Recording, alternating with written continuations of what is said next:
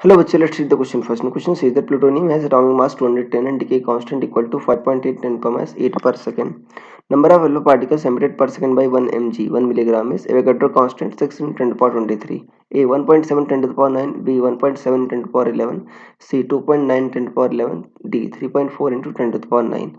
So students सबसे पहले आपको समझना होगा की कंसेप्ट क्या यूज हो रहा है इस केस में. सो की कंसेप्ट इज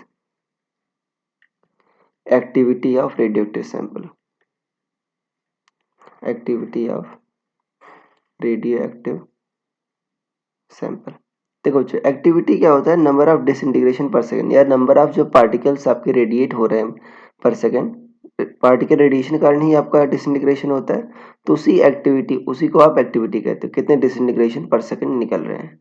तो यहाँ पर देखो अल्फा पार्टिकल्स के एमिशन से आपका डिसइंटीग्रेशन हो रहा है. तो एक्टिविटी यही है कि आपका कितने अल्फा पार्टिकल्स पर सेकंड निकल रहे हैं. और एक्टिविटी का जो फॉर्मूला होता है R equal to lambda N होता है.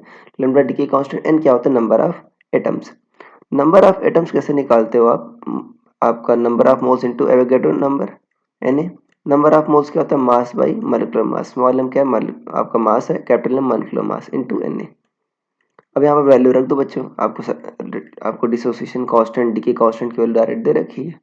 तो 5.8 into 10 to the power minus 8. और यहाँ पर नंबर ऑफ मॉलिक्यूल एटम्स क्या होंगे? Small M by capital M. Small M क्या? 1 मिलीग्राम, मतलब 10 to the power minus 3 gram. और जो उसका एटॉमिक मास होता है 210 होता है. और एवोगैड्रो नंबर क्या है? 6 इंटू 10 टू द पावर 23.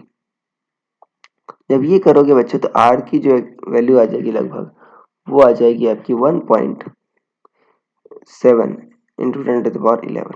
इतना आ जाएगा बच्चा. इतना डिसइंटीग्रेशन पर सेकंड हो रहा है, राइट. इसकी यूनिट पर सेकंड होती है. तो आपका ऑप्शन नंबर बच्चों बी सही हो जाएगा. So I hope you understood it well. Best of luck.